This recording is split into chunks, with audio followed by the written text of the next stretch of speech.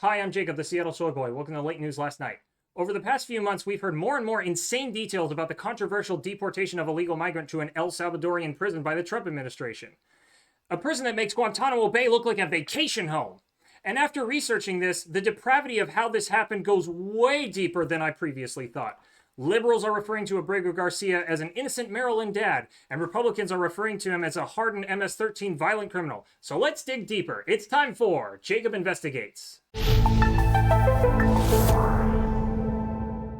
Kilmar Abrego Garcia was detained by ICE in March as a part of Trump's crackdown on illegal migrants, despite being aware of Garcia having legal protected status and the court order prohibiting him from being sent to El Salvador. That's the one country you couldn't send him to. You had one job, ICE. They sent him to the El Salvadorian Supermax prison. By the way, Supermax sounds like a crappy art glue that's overcompensating. Anyway, that prison is where human rights violations go to college, with allegations of torture, long-term solitary confinement, overcrowding, little oversight, and a whole bunch of other stuff. So how did we get here? Well, just a little bit of backstory. Garcia was born in El Salvador, where he helped his family's restaurant, which was repeatedly extorted by gang members who threatened the lives of him and his family. He fled to America at the age of 16, got various construction jobs, and eventually started a family. He was arrested in 2019, but no charges were filed, and he was given legal protected status because he had, quote, a well-founded fear of future persecution, as ruled by immigration courts. So how did the government and right-wingers spin this 2019 arrest with no charges? But we're just finding out he's not really a Maryland dad. Homeland Security says he's a verified member of MS-13. Ugh, why does it always have to be this guy? Yes, the Department of Homeland Security released a so-called fast facts sheet proving Garcia is a violent MS-13 gang member. And right off the bat, you can see a problem. They used the same fact twice! Well, fine. Then my workout should count as double. 6 push-ups. In his 2019 arrest, Garcia had over $1,000 in cash. I mean, what did you expect an illegal immigrant to pay with? A Quicksilver card with 1.5% cash back? He might as well have gone to ICE headquarters and screamed, "Hey, I'm making a purchase at the Quiznos on 5th Avenue!" The money also allegedly had a gang symbol written on it, and accepting dirty gang money is absolutely no bueno. Though one can assume if you're working day labor, you might be desperate enough to accept money like that. Anyway, Waters touches on many of the things on this list, so I'll let him take it from here. Garcia in 2019 was arrested in a gang sweep. He was detained in connection to a murder investigation and was picked up in a frequent gang area. Well, the police reports are conflicting on that. He may have actually been arrested for loitering outside a Home Depot for day labor. So does that mean Home Depot is a frequent gang area? Sure looks like a real hub of crime. Am I a criminal for replacing my drywall weekly from having to hear your bullshit? Where else am I supposed to go? Lowe's? I'd have a better chance at getting hardware help from an abandoned Joann Fabrics. Being at a Home Depot does not equal gang membership. Try again. According to the police report, the detective picked him up with 3 active members of MS-13. Oh, so if you hang out with shitty people, that automatically makes you guilty of whatever they did. Just because you hung out with this human scrotum doesn't mean you sexually harassed a bunch of interns. That we know of. That doesn't prove anything.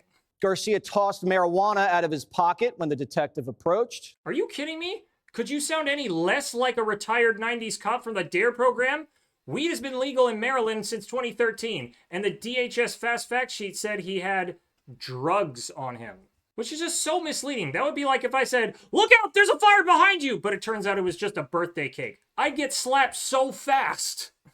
Again, not proof of gang membership. Not even illegal. Next.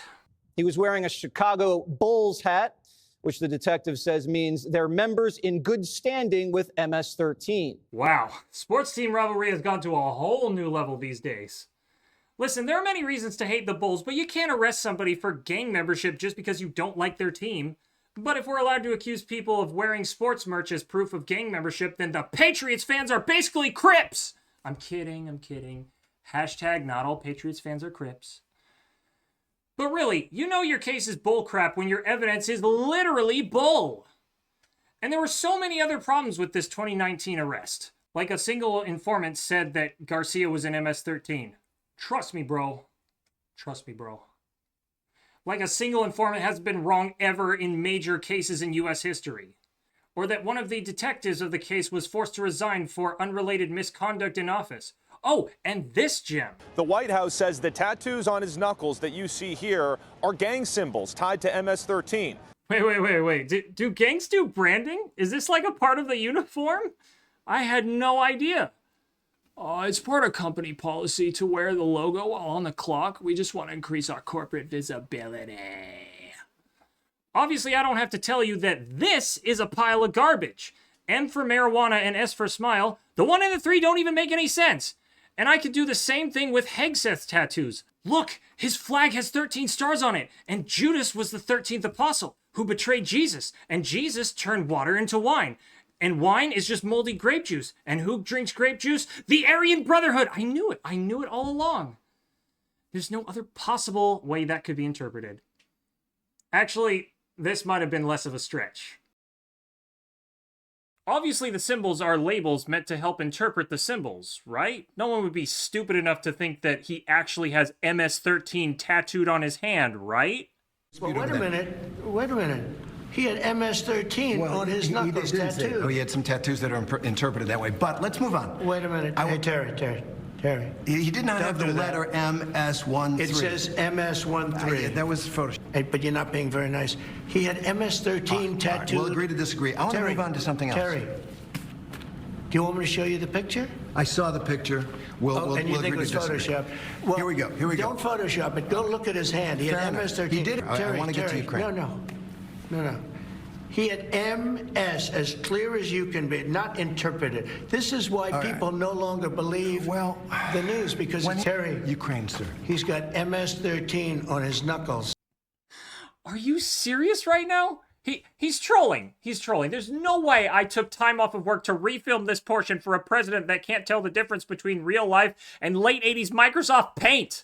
I can't believe this president could be defeated by Roadrunner tactics. Well, in that case, Mr. President, look, you resigned yesterday. The photo says so. What are you still doing in the White House? That's it. No more boomer presidents. Garcia was also pulled over a few times and again convicted of nothing. The Trump administration also claimed he was involved in human trafficking with zero evidence. His wife filed domestic abuse charges twice. And I don't care who you are, if that happens twice, that's not a coincidence. But again, all of this doesn't prove that he's a hardened MS-13 criminal. And saying he's just a Maryland dad is an overly rosy picture. But saying he's a violent MS-13 gang member is false, or at least hasn't been proven yet. But that doesn't really matter now, because it may already be too late. And I don't think anyone in the Trump administration or on Fox really cares if he's MS-13 or not. They're just trying to throw anything they can to see if it sticks. And I think they're doing damage control because they realize they f***ed up. An acting field office director for ICE said Garcia's deportation was a mistake, and it was caused by what they're calling an administrative error. An administrative error? That's like if you ordered a Big Mac at McDonald's and then they sent you to an El Salvadorian prison. That McDonald's would be shut down immediately and also get a 1-star review. And because this administration makes so many mistakes, naturally, I believe them. But their behavior proves otherwise. Reportedly, ICE moved Garcia around to many different locations before putting him on that plane like the most morally indefensible shell game. And that made it difficult for his family and lawyers to locate and help him. And I think that was the intent, because when the Trump administration was given a court order and multiple chances to return him, they refused. Basically saying, too late! He sounds like the laziest cop who won't go after a criminal that went 2 yards past city limits. I don't have to do nothing about your kidnapped husband. He's not in my jurisdiction. Now go bother somebody else, lady. And to rub salt in the wound, President Trump and President Bukalele had a press conference. Do you plan to return him? Well, I'm supposedly suggesting that I smuggle terrorists into the United States, right? It's always how can I return him to the United States? Like, I smuggle him into the United States, or what do I do? Of course, I'm not going to do it. What President Bukake is saying is he's too powerless to release a big, strong prisoner. See, America? Dictators are just as ineffective as representative governments. And all Trump could do was whine about the questions. You said that if the Supreme Court said someone needed to be returned, that you would abide by that. You said that on Air Force One just a few days ago. And they said that it must be facilitated. Why don't you just say, Isn't it wonderful that we're keeping criminals out of our country? Why can't you just say that? Why do you go over and over and... Oh, Mom, stop nagging me. I don't have to take out the trash. Why can't you say how awesome it is that the trash is empty? And when you put all of this together, the picture is clear. This is what dictators do. At every step of the way, Trump and his team chose the authoritarian route. The unidentified individuals who kidnapped Abrego Garcia, moving him around to different facilities, the blatant disregard for the law by deporting him to the one country he's credibly in danger from, the human rights violation prison, which is a black hole of oversight and accountability, the endless lies of him being in a gang with no good evidence and no charges, the administrative mistake, and after all of that, they could have fixed it by getting him back and giving him due process. But instead, they refused to fix it by saying, I don't know, man, I just work here. And now Trump is talking about sending American citizens there.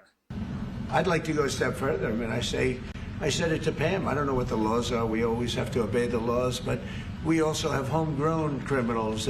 I'd like to include them in the group of people to get them out of the country, but... Homegrown criminals next. Yeah. I said homegrowns are next. The homegrowns. You got to build about 5 more places. Yeah. Here at Trump Deportation Farms, we handpick our homegrown criminals with no artificial preservatives like court trials. You're getting the unvarnished thing, an authoritarian takeover. Choose from a wide selection of journalists, protesters, and more. No refunds! That means this Gestapo-like process could happen to any American. I honestly don't know how anyone could defend this. And I'm not talking about immigration or deportations in general. I mean this specific situation and its process. Maybe if we stand up to this president and hold him accountable, maybe one day when we talk about President Trump, we can say, isn't it wonderful that we're keeping criminals out of our country? This has been Jacob Investigates. Thanks for watching. If you learned something from this, let me know down in the comments. I did the best I could to fact check this, and I'm only one person, so let me know if you found anything factually incorrect. Hopefully I'll see you next week for some headlines. Don't forget to subscribe and like, and remember, a spoonful of comedy helps the news go down.